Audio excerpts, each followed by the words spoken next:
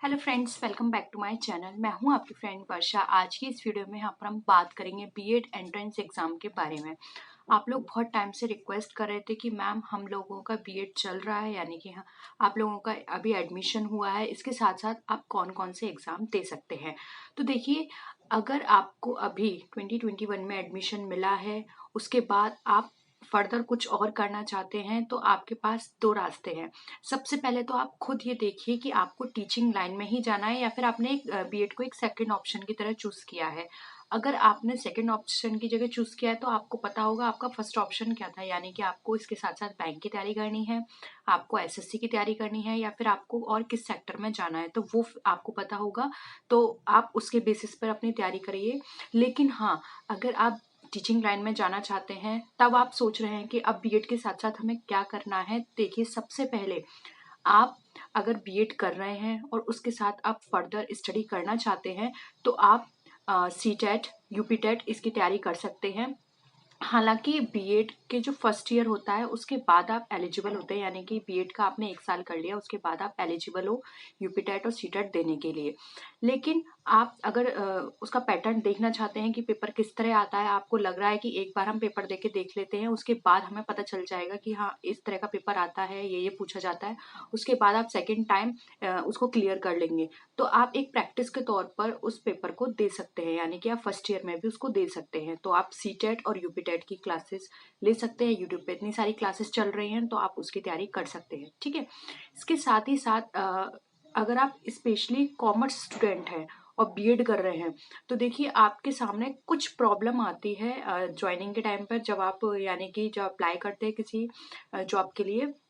आपको पता है कॉमर्स की जो सीट्स होती हैं बहुत कम होती हैं, और स्पेशली जब आप कॉमर्स स्टूडेंट हैं, बीएड कर रहे हैं और तब आप टीचिंग के लिए जाते हैं, तो वहाँ पर प्रॉब्लम आती है कि आप प्राइमरी में अप्लाई कर सकते हैं या नहीं, या जूनियर में अप्लाई कर सकते हैं या नहीं। तो देखिए, कुछ नोटिफिकेशंस ऐसे होते हैं जहाँ पे स्ट्रिक्टली लिखा होता है कि यहाँ पर कॉमर्स स्टूडेंट अप्लाई नहीं कर सकते, यानी कि आप जूनियर लेवल पे वहाँ पे अप्लाई नहीं कर सकते, क्योंकि आपको पता है कि कॉमर्स स्टूडेंट कॉमर्स सब्जेक्ट वहाँ पर होता नहीं है। तो यहाँ पर अगर आप पीजी के स्टूडेंट हैं, यानी कि आपने एमकॉम कर रखा है, तो सबसे अच्छा है आप बीएड के साथ साथ, अगर आपने नेट की तैयारी नहीं करी है तो आप नेट की प्रिपरेशन करिए। देखिए, बेस्ट रहेगा आपके लिए। अगर आप बड़ी क्लासेस को पढ़ाना चाहते हैं, तो आप एमकॉम आपने कर लिया है, अब आप बीएड कर रहे हैं, तो साथ में आप नेट की भी तैयारी कर सकते हैं और नेट का पेपर दे सकते हैं। साल में 2 बार नेट का पेपर होता है, तो अगर आप एक बार देते हैं और अगर आपका क्लियर नहीं होता है, तो आपके पास दूसरा चांस है। आपकी जो तैयारी होगी वो आपकी दूसरी बार में काम आ जाएगी। ठीक है। तो इससे क्या होता है, क्योंकि काफ़ी सारी पोस्ट ऐसी होती हैं असिस्टेंट प्रोफेसर की, जहाँ पर आपको मास्टर के साथ नेट भी आपको चाहिए। ठीक है। तो वहाँ पर आप इजीली, अगर आप नेट क्वालिफाई हैं तो अप्लाई कर सकते हैं। और कुछ पोस्ट ऐसी होती है जहाँ पर बीएड के साथ नेट भी मांगते हैं, तो अगर आप बीएड कर रहे हैं और आपके पास नेट है, तो आप उसमें भी अप्लाई कर सकते हैं। देखिए, कॉमर्स स्टूडेंट के साथ बहुत सारी प्रॉब्लम्स आती हैं। कुछ ऐसे ही कुछ ऐसी नोटिफिकेशंस आते हैं जहाँ पे कॉमर्स स्टूडेंट को आप जूनियर में अप्लाई नहीं कर सकते, ये कह दिया जाता है आप एलिजिबल नहीं हो। या फिर आप अगर रियल में बहुत सारे स्टूडेंट की ये भी क्वेरी आती है कि मैम हम बीकॉम किया हुआ है, अब हम बीएड करना चाहते हैं और इसके साथ ही साथ हम प्राइमरी क्लासेस को पढ़ाना चाहते हैं, तो वहाँ पर आपको यूपीटेट, सीटेट ये क्वालिफाई होना चाहिए। तो आप सीटेट की तैयारी करिए, यूपीटेट की तैयारी करिए, और इसके साथ साथ आप नेट की भी तैयारी कर सकते हैं अगर आप पीजी हैं और अगर आप बड़ी क्लासेस को पढ़ाना चाहते हैं, यानी कि आप असिस्टेंट प्रोफेसर बनना चाहते हैं, तो आपके लिए नेट जरूर होना चाहिए। तो आप इन तीन की तैयारी कर सकते हैं, ये आपके लिए सबसे बेस्ट रहेगा। आप सीटेट की करिए।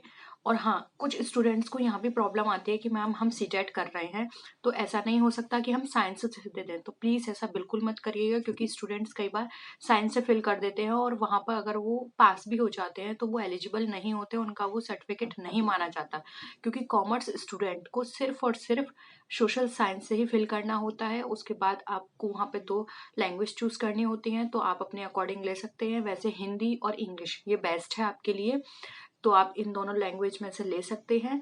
लेकिन अगर आप कॉमर्स के स्टूडेंट हैं, तो प्लीज़ सोशल साइंस से ही फिल कीजिएगा अपना यूपीटेट और सीटेट का फॉर्म, क्योंकि हम कॉमर्स स्टूडेंट को सिर्फ और सिर्फ सोशल साइंस ही हम वहाँ पे अप्लाई कर सकते हैं, हम साइंस में उसमें अप्लाई नहीं कर सकते, ठीक है।